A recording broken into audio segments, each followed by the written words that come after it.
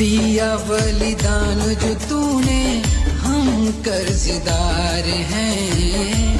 कीमत न समझी जिसने, वो ना इंसान है। अमेरिका की यूनिवर्सिटी का चांसलर भारत के प्रधानमंत्री को लिख के दे रहा है कि बहुत काबिल आदमी है, इसको अपने साथ रखना। हर वो आदमी इस दुनिया में जो परेशान है, उसके लिए डॉक्टर अंबेडकर की एक लाइन अमृत के समान है, शिक्षा शेरनी का दूध है, जो पिएगा वो दहाड़ेगा, और कोई नहीं बचा पाएगा। कहाँ पी पा रहे हैं? नहीं पिएगा कैसे? जब इनको सेल्फी लेनी है, आज के युवाओं को, इनको अपने आत्मगरिमा का सब वही नहीं, अभिमान ही नहीं कि मैं इंसान। हाँ ठीक है भाई, कोई बड़ा आपके सामने खड़ा है, आप उससे प्रणाम कर लीजिए। बॉलीवुड के स्टार को देख लें तो लेट जाए, ये नेता देख लें तो इनका कोई गरिमा ही नहीं। डॉक्टर भीमराव अंबेडकर जिन्हें हम सब डॉक्टर साहब अंबेडकर के नाम से जानते हैं। डॉक्टर भीमराव अंबेडकर को संविधान का जनक कहा जाता है। 6 दिसंबर 1956 को वो हमारे बीच से चले गए। 6 दिसंबर को 1956 को उनकी पुण्यतिथि को महापरिनिर्वाण दिवस के रूप में मनाया जाता है। इस दिन को मनाने के पीछे का कारण बाबा साहब को विशेष सम्मान और श्रद्धांजलि देना है। भारतीय संविधान के निर्माता, समाज सुधारक, बुद्धिजीवी और चिंतक डॉक्टर बी.आर. अंबेडकर, जिन्होंने देश को जो कुछ भी दिया उसे कभी भुलाया नहीं जा सकता। महानिर्वाण का अर्थ बौद्ध धर्म में आत्मा की मुक्ति से है। इस दिन को अंबेडकर की महान आत्मा की शांति और उनकी अमूल्य सेवा को सम्मानित करने के लिए मनाया जाता है। परिनिर्वाण बौद्ध धर्म के प्रमुख सिद्धांतों और लक्ष्यों में से एक है। इसका मूल रूप से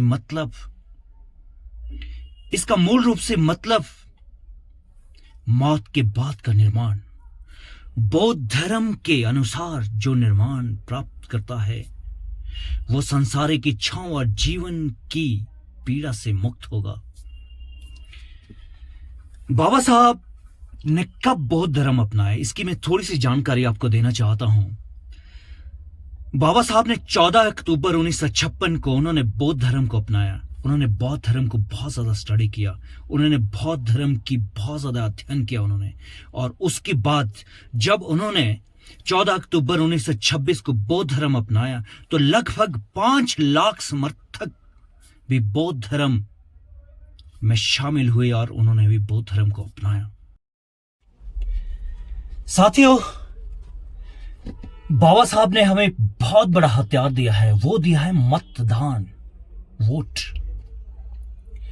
और हम कहां पर वोट कर रहे हैं, किसको सींच रहे हैं, किन लोगों को वोट दे रहे हैं और किन लोगों को हम सत्ता दे रहे हैं।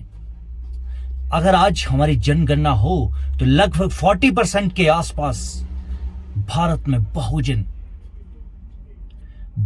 का वोट होगा। बहुजन किन लोगों को सत्ता पर बिठा रहा है? उन लोगों को जो लोग ना हमारा कोई सामाजिक हित देखते हैं, ना हमारा कोई आर्थिक हित देखते हैं, ना हमारी एजुकेशन देखी जा रही है, ना हमें कोई विशेष बजट मिल रहा है, ना हमारी जो स्थिति हम स्ट्रगल कर रहा है बहुजन पूरे भारत का। और हमारा वोट कहां जाता है? हम किन लोगों को सींच रहे हैं, हम किन लोगों को पाल रहे हैं? हम सत्ता की जो चाबी हमें हमारे महापुरुष डॉक्टर बी.आर. अंबेडकर जी ने दी, आज हम उसका उपयोग किन लोगों को पालने के लिए कर रहे हैं? किन लोगों को हम बड़ी बड़ी गाड़ियों में घुमा रहे हैं? किन लोगों को हम राजमहल में बिठा रहे हैं? किन लोगों को हम राजा बना रहे हैं, मैं कह सकता हूं। और पूरे भारत में अब एक डिक्टेटरशिप है। पूरे भारत में एक वन पार्टी काम करती है, वन पार्टी सिस्टम आ चुका है दोस्तों। और वो चाहे जो भी कर सकती है। और जब वो पार्टी कुछ बहुजनों के लिए कुछ कार्यक्रम करती है, कहीं हमारे महापुरुषों को फूल मालाएं चढ़ाती हैं, वो उनका एक हिंदू लिबरलिज्म है जिससे दलित खुश हो। हम तो उनके लिए काम कर रहे हैं। हम तो उनके लिए काम कर रहे हैं, हम उनके लिए योजनाएं बना रहे हैं, हम उनकी शिक्षा के लिए पैसा दे रहे हैं, जबकि रियलिटी कुछ और है दोस्तों। क्योंकि जब तक इंडिपेंडेंटली हम सत्ता तक नहीं पहुंचेंगे, जब तक हम इंडिपेंडेंटली हम विधानसभा और संसद के अंदर नहीं पहुंचेंगे, तब तक हमारी स्थिति कभी बदलने वाली नहीं है। ये जो गवर्नमेंट है, गवर्नमेंट क्यों हमें इग्नोर करती है? गवर्नमेंट इसलिए इग्नोर करती है कि हम इग्नोर करने लायक ही हैं। हम संगठित नहीं हैं। हम एक ऐसा संगठन बनाने की कोशिश तो करते हैं, बहुत सारे संगठन इकट्ठाने की कोशिश तो करते हैं, पर उस संगठन जब वहां तक पहुंचने की बात आती है, जब सत्ता तक पहुंचने की बात आती है, जब वोटिंग करने की बात आती है, जब वोट्स देने की बात आती है, तब हमारा वोट कहां जाता है? तब हमारा मत कहां जाता है? हम किन लोगों को पाल रहे हैं? हम किन लोगों को वोट दे रहे हैं? और कौन आदमी हमारे वोट से राज्य के राजा बने हुए हैं, बड़े बड़े अधिकारी बने हुए हैं, बड़े बड़े मंत्री बने हुए हैं और हमारे ऊपर राज कर रहे हैं आज भी। साथियों, बाबा साहब ने बीबीसी को एक इंटरव्यू दिया जिसके बाइट्स हमारे पास हैं और हम आपको जरूर सुनाना चाहेंगे ये कि डेमोक्रेसी के बारे में और भारत की लोकतंत्र के बारे में और भारत के बहुजन के बारे में बाबा साहब ने बीबीसी को जो इंटरव्यू दिया था उसमें क्या कहा।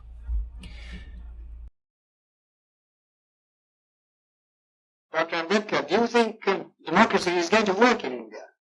No. Except in a formal sense, if you want. What do you mean? The paraphernalia of democracy, quinquennial elections, prime ministers and so on and so on. Well, but elections are very important. No. Elections are important provided they produce really good men.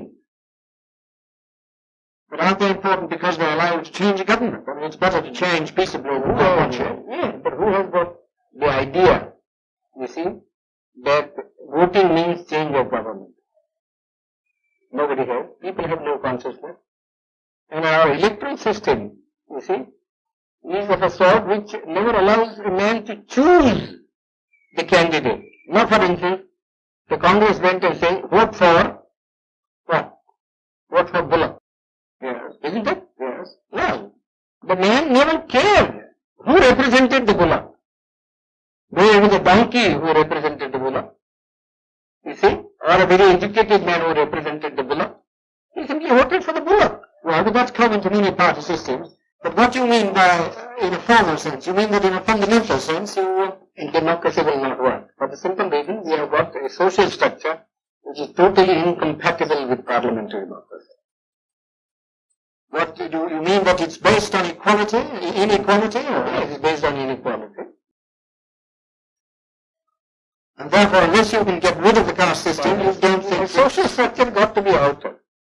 I am quite prepared to say, well, it will take some time for the social structure to be altered if you want to do it in a peaceful way. Yes, you see. But then somebody must be making the effort to change the social system. But your Prime Minister and others make a lot of speeches against the caste system. These endless speeches, you see, when Carlyle was presented with a set of volumes by Spencer, yes, you see, he said, oh, this endless speaking acts in Christendom. Well, it's the same sort of, one is sick of speeches. We like to have action. Well, what action do you want? Some program, you see. Some machinery by which the thing could be altered. Some action. Well, but supposing it doesn't work, what alternative do you see? Well, the alternative, as I think, is some kind of communism. And why do you think that would help the country more? Would it raise the standard of living anymore? Yes, it will. How? Undoubtedly. I mean, who cares really for this election business? People want food, people want their material needs to be satisfied. In democracy, in America, yes, I agree. You see, the democracy works, and I don't think there ever would be communism in America. I've just come from that country. I was invited to give a degree, take a degree. That's because each American earns so much. Well, you can begin to do that here too. Well, how can you begin? They say we have no land. You see, our rainfall is so short. Our forests have been denuded. You see? What can we do? Very well, unless you tackle these problems. But you think, I don't think the present government would be able to tackle this problem. Well, the communists would wipe out more people than that is related to my mind. You mean the remainder is equal to that? Yeah, we always do that sort of a thing, you know. But in this country, yeah, we always do. I mean, in war, you kill people, don't you? You are not sorry because you have killed so many people. Because you find it necessary necessary to do so in order to safeguard your interest. So you really feel that this system is likely to collapse. Yes, I think it will. How soon? Well, pretty soon probably. My own people, very impatient. And I judge by my people. You see? And who are the lowest rung of the strata? You see, you know. If the foundation of a building begins to collapse, it is first the lowest strata that collapses. Do you think you mean my own people are untouchable? They are untouchable. Now, are the communists working among them? No, they are not working because they have faith in me.